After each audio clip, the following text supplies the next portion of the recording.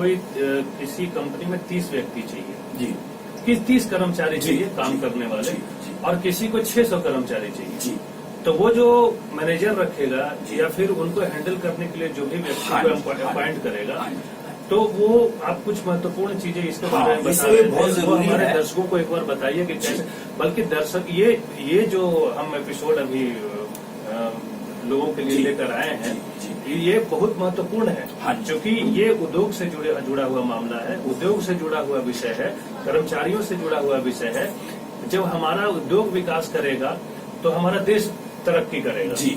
इसलिए ये बहुत महत्वपूर्ण हो जाता है उन उद्योगपतियों के लिए जो बड़ी बड़ी इंडस्ट्री चलाते हैं, बड़े बड़े कारखाने चलाते हैं। उनको ध्यान देने की जरूरत होगी कि वो अगर कर्मचारियों की नियुक्ति कर रहे हैं, मैनेजर नियुक्त कर रहे हैं या फिर जनरल मैनेजर नियुक्त कर रहे हैं, एक छोटा कर्मचारी से लेकर बड़े कर्मचारी की बात हो रही है यहाँ पे, तो उस पर क्या विशेष रूप से उनको ध्यान देना चाहिए, ये प्रोफेसर अग्रवाल हमें बता रहे हैं। चूंकि ये खुद जो है वो बहुत बड़े इंजीनियर रह चुके हैं, ये कर्मचारी भी रह चुके हैं और मैनेजर भी रह चुके हैं, और इंडस्ट्रियलिस्ट भी रह चुके हैं, उद्योगपति भी रह चुके हैं। तो ये बेहतर ढंग से समझते हैं कि आप जब कर्मचारी की नियुक्ति करते हैं तो उसमें जो है क्या किन किन चीजों को ध्यान रखना चाहिए। जी प्रोफेसर अग्रवाल, जो हम आपसे पूछ रहे थे उसके बारे में जरा सा लोगों को। ये बहुत जरूरी, ये बहुत इम्पोर्टेंट विषय है। देखिए, जब वो कहते हैं ना कि सीनियर लोगों की अपॉइंटमेंट, मतलब आप एक वर्कर को अपॉइंट कर रहे हो और एक मैनेजर को अपॉइंट कर रहे हो और एक डायरेक्टर को अपॉइंट कर रहे हो, तो तीनों को देखने का तरीका अलग अलग रखना ही पड़ेगा आपको, नहीं तो आपके जो एम्प्लॉयमेंट करने का जो पर्पज है वो पर्पज सर्व नहीं होगा, आपकी जॉब जो है। एक ना मैं आपको एक छोटी सी एग्जांपल बताऊंगा यहाँ पर। एक हमारे मतलब एक शिष्य, वो कह सकते हैं एक फॉलोअर्स, वो अमेरिका में थे और उनका फोन आया मुझे कि सर जॉब चेंज करनी है, मैं बहुत इस जॉब में ना अब मैं बोर हो गया। वो जीएम लेवल के से सीनियर थे, मतलब उन्होंने शायद वाइस प्रेसिडेंट लेवल पर आ चुके थे वो, और ऑटोमोबाइल इंडस्ट्री से लिंक था उनका। और वो कहते सर मजा नहीं आ रहा, नेचुरल उनको सब सुख सुविधाएं सब कुछ उन्होंने देखा है, मतलब लग्जूरियस के मामले में ऑटोमोबाइल इंडस्ट्री वाइस प्रेसिडेंट होना किसी बड़ी कंपनी का, आप समझ सकते हैं कि उन्होंने कैसी जिंदगी बिताई होगी, तो उनको किसी चीज की कमी नहीं थी। पर मेरे को फोन आया कि सर कुछ तो मिसिंग है, मतलब मेरे को नहीं समझ में आ रहा, पर आप मुझे गाइड करें।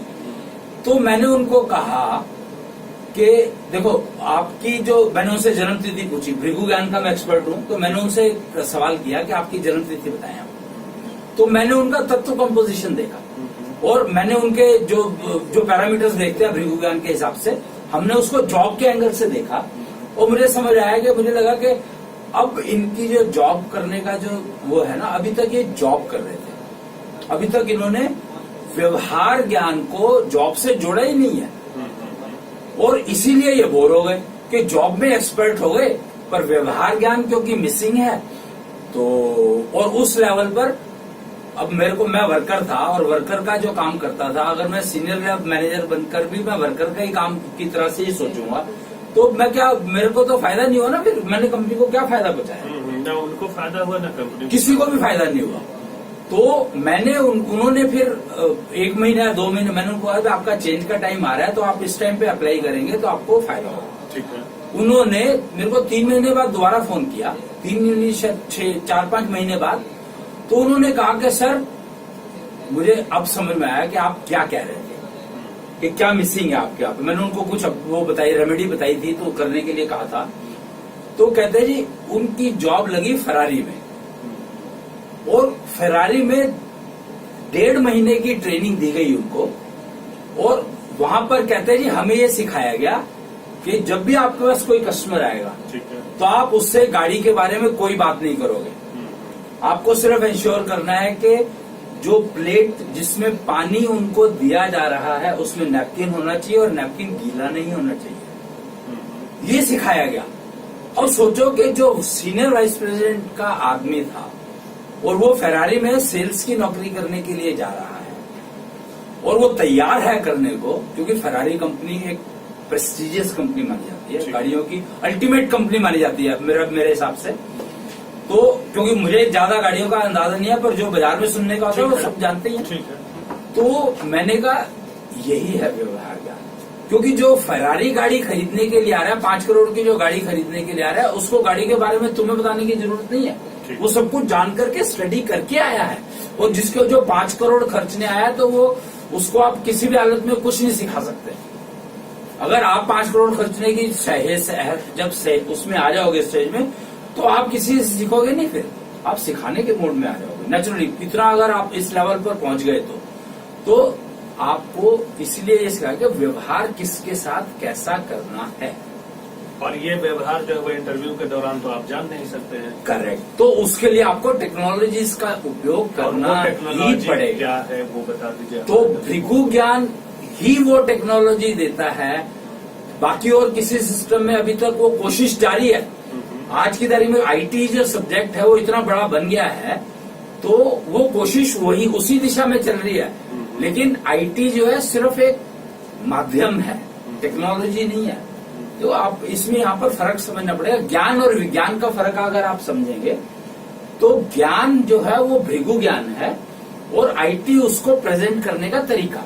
ठीक है। तो आईटी को अगर आप टेक्नोलॉजी मान लेंगे तो आप गलत दिशा में चले जाएंगे। ज्ञान को टेक्नोलॉजी के एंगल से देखें और प्रेजेंट करने वाले को विज्ञान की दृष्टि से देखें, तो बहुत सारी चीजें सरल हो जाएंगी जीवन में। और खास एम्प्लॉय रिलेशन में तो, और डिपार्टमेंट हेड और एम्प्लॉय, मतलब ये इतने इम्पोर्टेंट अपॉइंटमेंट्स हैं कि जहां पर सक्सेस गारंटीड चाहिए। मेरे को सेल्स करने, फेरारी वाला एग्जांपल अगेन लेता हूं मैं, जो खरीदने फेरारी आया तो फेरारी खरीदेगा ही, क्योंकि उसको पता है मेरे को क्या चाहिए। लेकिन जो बेचने वाला है उसकी कुछ जिम्मेवारी है ना। ठीक है, ठीक है। अब मैं थोड़ी सी बात एस्ट्रोलॉजी की करूंगा। हाँ जी, हाँ जी। क्योंकि ऐसा बताया जाता है कि शनि का कारक होता है कर्मचारी, जो है कर्मचारी जो होते हैं जी, वो शनि के कारक होते हैं जी। तो किसी भी उद्योग को चलाने के लिए आमतौर पर कोयला हो गया, लोहा हो गया या स्टील है, जो भी जुड़े हुए, ये सारे शनि के ही कारक माने जाते हैं।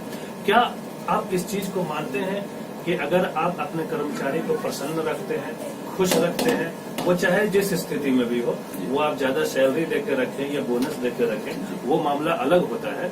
लेकिन कुल मिला के सवाल ये है कि क्या आप अगर अपने कर्मचारियों को खुश रखते हैं तो आपका उद्योग सही चलता है, कारोबार अच्छा होता है। ये एक फैक्ट है कि फैक्ट्री जो है बिना कारीगरों के नहीं चल सकती।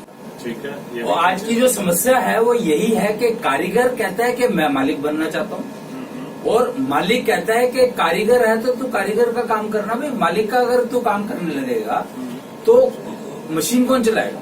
कारीगर तो मशीन का एक्सपर्ट है ना। और जब आप मालिक बनते हो और फेल हो जाते हो, कारीगर 99% चांसेस है कि कारीगर जब मालिक बनेगा तो फेल होगा ही होगा। कारण बड़ा सिंपल सा कारण है कि जब आप मालिक बनते हैं तो आपको खाली मशीन नहीं चलानी, उसके अंदर से जो माल निकलेगा उसका प्रोडक्ट बेचना भी है, और उसके लिए जो रॉ मटेरियल है वो खरीदना भी है। जो कारीगर है उसको तो बेचारे को मशीन चलानी आती है ना, बाकी खरीदना और बेचना कहाँ आता है। लेकिन कोई भी काम शुरू करने से पहले हर व्यक्ति चाहता है कि वो थोड़ी सी एक्सपीरियंस ले ले, और एक्सपीरियंस लेने के बाद जब वो कोई काम शुरू करता है, स्टार्ट करता है, चाहे वो फैक्ट्री ही क्यों ना हो, छोटी यूनिट क्यों नहीं हो, फिर बड़ी यूनिट क्यों ना हो, तो उसको ऐसा लगता है कि मैं इस काम में सक्सेस हो जाऊंगा। तो ये सोचना क्या उनका गलत है? नहीं, उसमें ये गलत बिल्कुल नहीं है। लेकिन प्रॉब्लम यहाँ पर यह है कि एक बात जो बेसिक चीज समझने वाली बात है, जो मिसिंग है आज की सोसाइटी में, वो कहते हैं, इंजीनियर कहता है कि मैंने डिग्री कर ली, अब मैं तैयार हूँ नौकरी करने के लिए। ठीक है। पर जो काम करवाने वाला है वो कहता है मैं तेरा क्या करूं, मेरे को ये काम करवाना है और ये काम तुझे आता नहीं है। तो जब आपने डिग्री ली थी तो पैसे खर्चे थे कि नहीं खर्चे थे? तो जब आपने डिग्री के लेने के लिए पैसे खर्चे, जिसने आपको डिग्री तो दे दी लेकिन आपको काम करना सिखाया नहीं, तो आप प्रॉब्लम को अगर सॉल्व नहीं कर सकते तो आपको नौकरी देगा कौन? या क्या आप तैयार हैं कि आपको जो काम करना सिखा रहा है, जो काम करना सिखा रहा है एक्चुअली, उसको आप फीस देने को तैयार नहीं हो? ठीक है। तो आपको फीस किसको देनी चाहिए? डिग्री के लिए फीस देनी चाहिए या आपको जो सिखा रहा है उसके लिए फीस देनी चाहिए? पहले जमाने में बच्चों को वर्कशॉप में भेज दिया जाता था, स्कूटर की वर्कशॉप है, चल भाई सीख ले जाके। तो वो जो उस्ताद होता, उस्ताद कहा जाता था, उस्ताद और शिष्य का रिलेशनशिप कहा जाता था। वहां पे पैसे की कोई बात नहीं होती थी। वो फीस नहीं लेता था और वो उसको सिखाता था, पर उसमें वो इतना हार्ड होता था, कहते हैं इतना सख्त होता था, क्योंकि उसको पता है कि अगर ये इसने एक गलती कर दी तो पूरी फैक्ट्री बंद हो जाएगी। अरे एक गाड़ी 1 करोड़ की गाड़ी है, अगर उसमें एक पेज भी गलत लगा दिया तो आप क्या सोच रहे हो कि एक पेज की कीमत जिसकी 10 पैसे कीमत है, वो एक पेज गलत लगाने से 1 करोड़ की गाड़ी खत्म। ठीक है प्रोफेसर अग्रवाल, एक सवाल और मैं कर लेता हूँ। जी। वो ये है कि कार्यस्थल, किसी भी कार्यस्थल पर जी बेहतर संबंध और सकारात्मक माहौल का निर्माण होना चाहिए। बहुत जरूरी, आप भी मानते होंगे इस चीज को। उसमें जो है तनाव की कोई जगह न बचे, इसके लिए कर्मचारी को या फिर मैनेजमेंट को या फिर जो एक कारखाने का मालिक है उसको किस तरह से काम करना चाहिए, ऐसा कैसे हो सकता है? सिर्फ क्या करना होगा? बहुत आसान है कि हमें जो एक चीज समझिए, जब आप एम्प्लॉय रख रहे हो उसी समय में क्लियर कर दो कि आपको ये जॉब है और ये जॉब करनी है, इससे अलावा बाकी क्या हो रहा है उन चीजों से ज्यादा इंटरेक्शन करोगे तो तुम्हारा ही नुकसान होगा, क्योंकि वो समय तो उतना ही है, 8 घंटे की नौकरी करनी है। आप अपना काम, व्यवहार ज्ञान जो है वो अपनी जगह पर है, लेकिन जॉब के साथ व्यवहार ज्ञान नहीं कर सकते आप। जॉब तो जॉब करनी पड़ेगी, आपको काम करना ही पड़ेगा। तो और खाना जो लंच है, जब आपका पेट रोटी मांग रहा है तो पहले आप खाना खाओगे, बाद में काम करोगे। पहले काम को प्रायोरिटी नहीं देनी है खाने के ऊपर। ये चीज बहुत इंपॉर्टेंट समझने वाली है, जो मैनेजमेंट को भी समझ, एक्चुअली तो मैनेजमेंट भी देखा जाए तो वो भी तो किसी न किसी के एम्प्लॉई है ना। सारे कॉर्पोरेट की जब हम बात करते हैं तो सारे एम्प्लॉइज हैं वहां पर। तो ये समझने की बात है कि हर इंसान को पहले पेट पूजा, एक कहा गया है कि पहले पेट पूजा बाद में काम दूजा।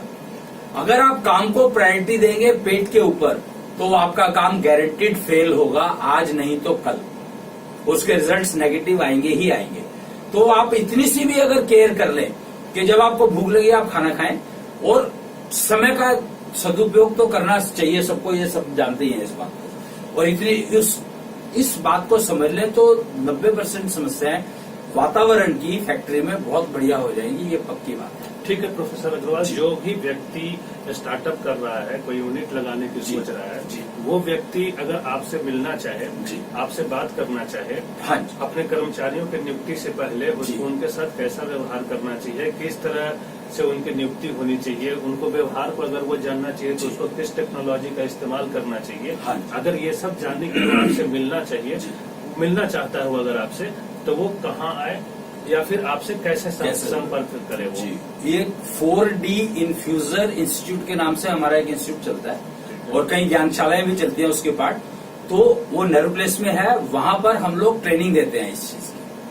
तो हमारे वहां पर संपर्क कर सकते हैं। नंबर है 999999 5 बार 9 5 टाइम्स 9 09149।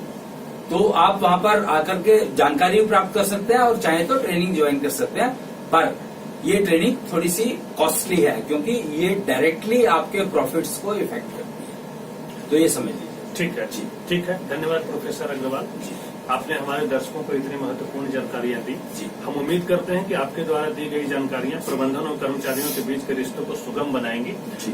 दोनों के रिश्तों में मधुरता आएंगी और कोई भी स्टार्टअप कर रहा है व्यक्ति, कोई अपना पैसा लगा रहा है, कोई सोच रहा है कि हम कारखाना लगाएं, देश की तरक्की में भी योगदान दे रहा है वो एक तरह से, तो उसके लिए आपने बहुत अच्छी जानकारी दी और हम उम्मीद करते हैं कि वो आपसे मिलेंगे जो ऐसा करने जा रहे हैं आगे भी, और आप उनको जो है वो अच्छे रास्ते बताएंगे ताकि वो इसमें सफल हो, अपने काम में सफल हो।